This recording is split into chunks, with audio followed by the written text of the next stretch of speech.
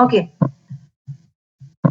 so my name is Lazu Bosnit, and today we are going to learn about the white matter of the cerebrum and most important fiber of the cerebrum, that is the internal capsule. So we'll be dealing the internal capsule in more detail. So let us start with the white matter of the cerebrum. So mainly, what do you mean by the how the white matter is formed and how the gray matter is formed? You have some idea regarding this one, right? You know this one. So gray matter is mainly formed by the presence of the nuclei, whereas the white matter is mainly formed by the nerve fiber. If the nerve fiber is present in particular part of the brain, then that part will form the white matter of the brain. So the white matter is mainly composed of the myelinated nerve fibers. That's why they will appear white in color, because they consist of the myelination or myelinated nerve fiber. And plus, along with the myelinated nerve fiber, they also consist of the neuroglia. You know the neuroglia; those are the supporting cells of the nervous tissue, and they are mainly present in the deeper part of the cerebral cortex. Because when you see the cerebrum, outer we have the gray matter, and the inner we have the white matter. So those white matter are present deep to the cerebral cortex. That is known as the white matter. Now, I've already told you the white matter is mainly formed of the nerve fibers. So, what are the different nerve fibers that are present in the cerebral cortex? There are mainly three different types of the nerve fiber, and those nerve fiber are named according to their connection. So you can see over here also, you can see the different connection. You can see. Can you see this is also the connection? This is also the one type of the nerve fiber. We can see another type of the nerve fiber, cerebral hemisphere.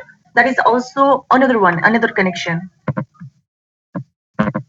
Now see the white matter of the cerebral hemisphere. We mainly have three different types. One is known as the commercial fiber. Now I'll show in the diagram the commercial fiber. Can you see this one? The green color one. This is known as the commercial fiber. Now why this is known as the commercial fiber? Because it connects the different area of the two adjacent hemisphere or the two different hemisphere.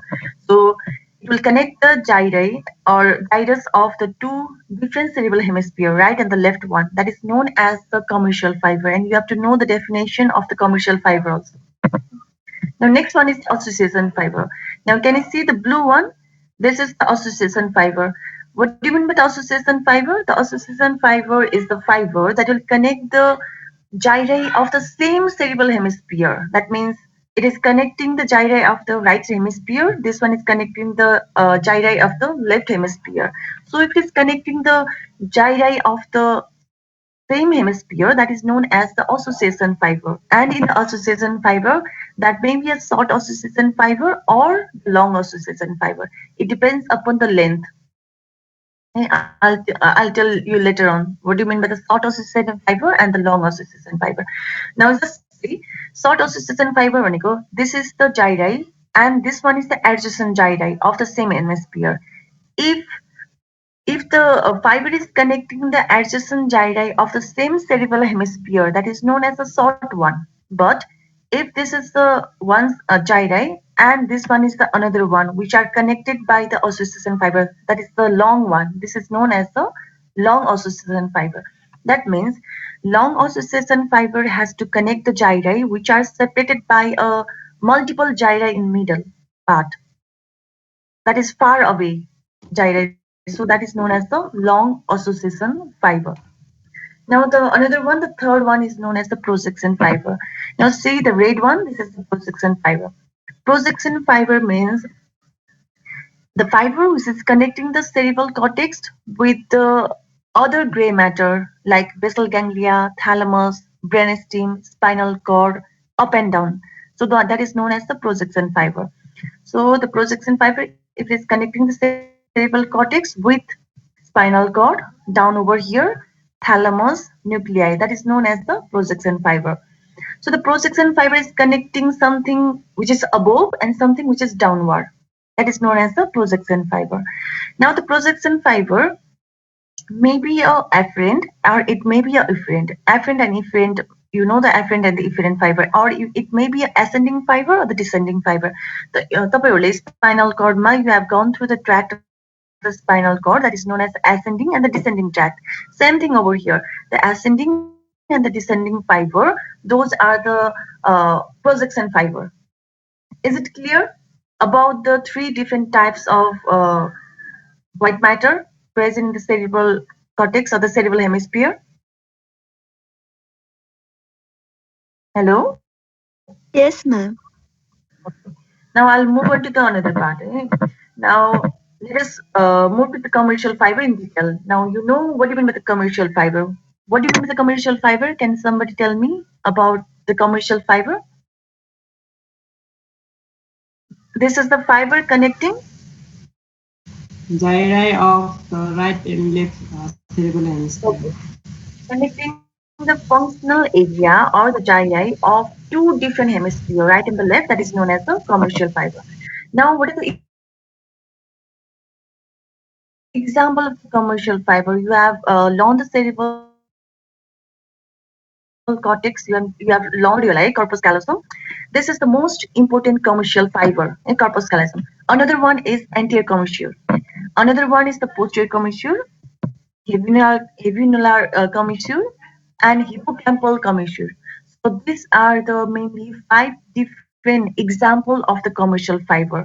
Now I'll move on to the each type of the commercial fiber in detail, and I'll tell you what are the different part of the cerebral cortex that are attached or that are connected by those commercial fiber. Let us move to the corpus callosum now. Okay. So this one is the medial surface of the cerebral cortex, a cerebral hemisphere, or this one is the okay. So this one is of the right side, right hemisphere. This is the medial view of the right hemisphere. You can see the thick band over here. This is known as the corpus callosum. Now the corpus callosum is one of the white matter. Oh, but it is mainly in the form of the fiber. Uh, So it is the compact bundle of the white matter or the fiber which will connect the right hemisphere with the left hemisphere. That is known as the corpus callosum. Now, can you see the different parts of the corpus callosum? Mainly, it has got the four part. One, two, and this one, and this is another one. Four. Now, I'll start from the behind. This is known as a splenium. Splenium. Why this is named as a splenium? Because it is the thickest part. The thick posterior end is known as a splenium. Splenium भनेको नि thick हो कि यसको meaning भने नि thick हो. Now, next one is the trunk. The trunk is the main body of the corpus callosum, which is present between the splenium and the genu. That is known as the trunk or known as the body. Now, next one is the genu. Genu means bending. In first year also, you have gone through the genu in the knee, in the popliteal fossa, in the popliteal artery मा genicular artery भनेर पढ्यो नि हैन. So that is the artery which is bending. So the genu means bend. So the genu is the anterior bending part of the corpus callosum. That is known as the genu. Now next one is the rostrum. Can you see the rostrum? This is known as the genu. Now next one is the rostrum. Can you see the rostrum? This is the rostrum. This is the rostrum. This is the four trunk, genu, and the rostrum.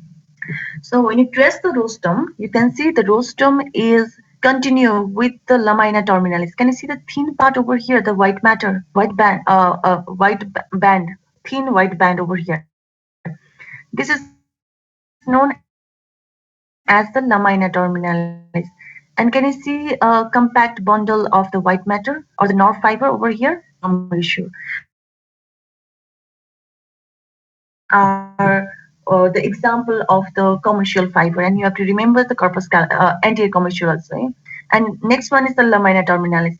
Now the lamina terminalis, you will be dealing or you will come across the word lamina terminalis in the third ventricle. When you will be reading the boundary of the third ventricle, you will see the lamina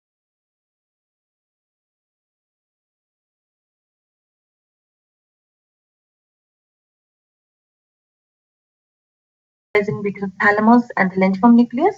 Now, posterior limb as the ascending fiber, we have the superthalamic radiation, but this superthalamic radiation will extend from the BP, ventral posterior nucleus, to the area number 312 of the parietal lobe. That means it will mainly reach the parietal lobe, not to the frontal lobe. Frontal lobe minus parietal lobe minus. So mainly it consists of the sensory fiber. Now, as the descending fiber, most important one is the corticospinal fiber. So corticospinal fiber, area number 4 to 6 butter, it will go down to the spinal cord. The next one is the corticorubral fiber and corticorubral fiber. And next one we have got the frontopontine and the parietopontine. Okay, Kitio, frontopontine will pass from the anterior limb. And remember, if it's very difficult to remember, then you can remember the parietopontine. So frontopontine will pass from the anterior limb. Parietopontine will pass from the trunk or the posterior limb.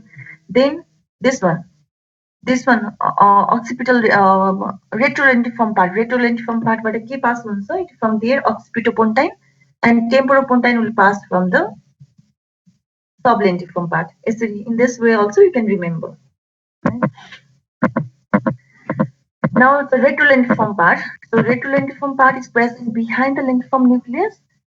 Ascending fiber, we mostly have the optic radiation, that is the posterior thalamic radiation, which will reach to the visual area present in the occipital lobe.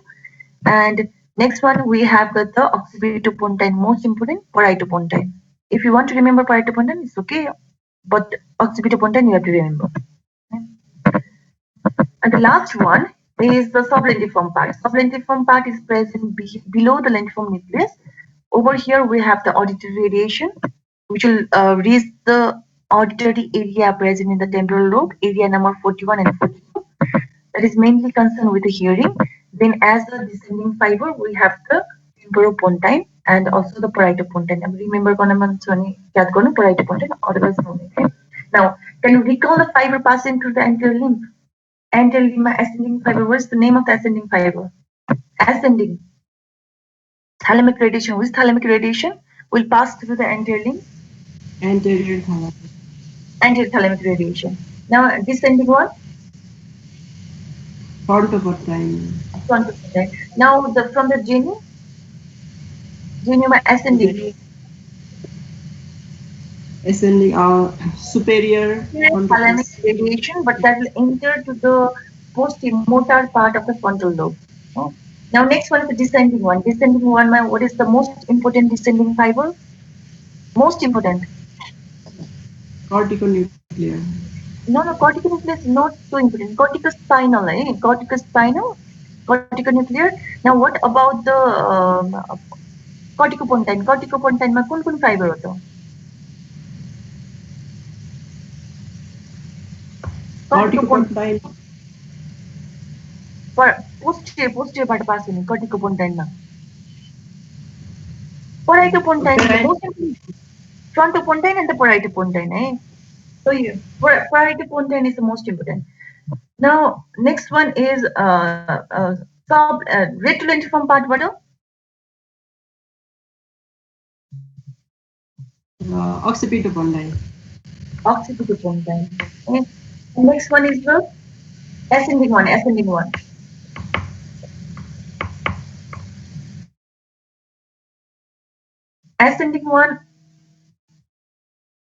Optic radiation, so optic radiation and the occipitopontine. So from here, temporopontine and the auditory radiation. Now one thing you become clear over here.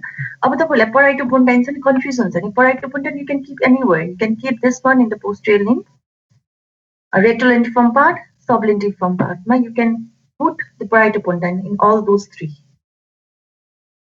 Right, so these are the fiber passing through each part. Now over here you can see this is the same one: internal capsule, anterior limb, genu, posterior limb, retrolentiform part, and sublentiform part is not seen over here. This is the forceps minor, and this one is the forceps major. You can see the caudate nucleus, thalamus, and this one is the lentiform nucleus. Now, another important topic is the blood supply of the internal capsule. See over here, this anterior limb, genu, posterior limb, sublentiform part, and the retrolentiform part. अब इसमें हम सबै भन्दिनँ. So you just see anterior limb, genu, posterior limb. So all anterior limb, genu, and the posterior limb are supplied by the common artery that will arise from the middle cerebral artery. Can you see the artery arising from the middle cerebral artery? Can you see this artery arising from the middle cerebral artery? This will supply the anterior limb, genu, and the posterior limb. So you have to remember the artery from the middle cerebral artery one. Now next one is another important artery. This is known as the recurrent branch. Okay. Middle cerebral. So see, anterior limb, genu, and the posterior limb, we have this side branch of middle cerebral artery. So same thing, middle cerebral artery branch, middle cerebral artery, middle cerebral artery. So you have to remember this one because this is the artery which is also known as the Charcot's artery of the cerebral hemisphere because this is the most common artery to get rupture. So you have to remember the stride artery branch arising from the middle cerebral artery which will supply anterior limb, genu, and the posterior limb. Now, apart from this one, can you see the recurrent branch arising from the anterior cerebral artery? Anterior cerebral artery butter. Can you see the recurrent branch? This will supply the anterior limb and the genu. So this is the recurrent branch of the anterior cerebral artery, or also known as the Charcot artery. See? This is the recurrent branch of the anterior cerebral artery. So you can. This is supplying the anterior limb and the genu both. Now see the posterior. Another one. See this one. See the posterior limb. Now the posterior limb, sublentiform part, and the retrolentiform part. These three will be supplied by the artery arising from the posterior cerebral artery. See, this is the posterior cerebral artery. This branch will supply the three different parts. So you can see, you can put the artery arising from the posterior cerebral artery in the posterior limb, sublentiform part, and the retrolentiform part. Now, another one is the anterior choroidal artery. So the branch from the anterior choroidal artery will supply the posterior limb and the sublentiform part. So in this way, you can remember. So what you have to do in the blood supply is the strident branch that is known as the Charcot artery. Let supply first the anterior limb, genu, and the posterior limb. The next one is posterior limb, sublentiform part, and the retrolentiform part. All the three will be supplied by the posterior cerebral artery. So you can keep the posterior cerebral artery in all those three. Now remaining is the anterior choroidal artery. In this two, you can keep the anterior choroidal artery. In this way, you can remember. So I have bold and I have colored all those repeated artery which is supplying the multiple areas of the internal capsule. So this. Now out of all those, the most important is the Charcot artery or the branch from the middle cerebral artery because this is the most prone artery to get rupture. And now this is the same thing. This is the circle of Willis and the branches will supply the internal capsule. Now applied anatomy. When there is a rupture of the artery supplying the internal capsule, then that will lead to the stroke. So that will lead to the stroke. Now what will be the symptom of the stroke? We have the contralateral hemiplegia. Why there is the contralateral hemiplegia? Because the pyramidal tract is passing through the posterior limb. If the Charcot artery is damaged or the rupture, then it will affect the posterior limb also. Our posterior limb present buccal tract will also be affected. That will lead to the contralateral hemiplegia. Now next one is the sensory loss of the contralateral body. Why this is sensory loss? Because we have the suprathalamic radiation. This is the suprathalamic radiation which is passing to the posterior limb going towards the parietal lobe. So this is mainly related to the sensory sensation.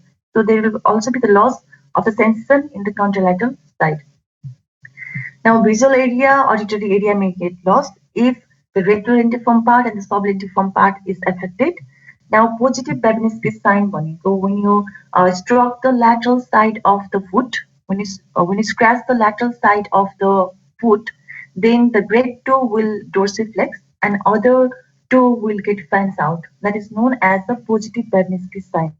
Normally के हुनु पर्ने भने plantar flex हुनुपर्ने हो है तर यसमा के हुन्छ dorsiflexion of the great toe हुन्छ. That is known as a positive Babinski sign. And we have the increased tendon reflex also. So those are the symptoms of the stroke. So this is all about the today's class. If you have any confusion about the today's class, then you can ask me. Okay? So this is the end of the today's class. Do you have any confusion?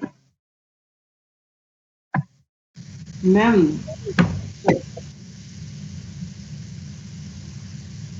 हजुर भन्नु तपाईँले त्यो जेनुबाट पास हुने सबभन्दा important कर्टिक spinal भन्नुभयो है हजुर हजुर जेनीबाट पास हुने हजुर होइन मेन जेनीबाट भन्दा पनि पोस्टियर लिम्फबाट पास हुने cortic spinal a posterior limb cortic spinal of the head will pass through the genu, right? Other part will pass through the body or the posterior limb. So most of the cortic spinal of the upper limb, lower limb, trunk that will pass through the posterior limb. Okay Genu part is the most corticoruberal. Okay. So most important, but the cortic spinal of the head will also pass through the genu, but never get confused with that one. Cortic spinal, most of the fiber will pass through the posterior limb.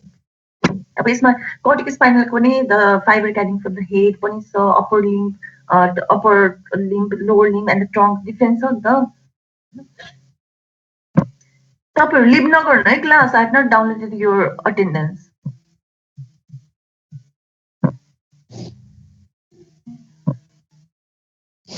अनि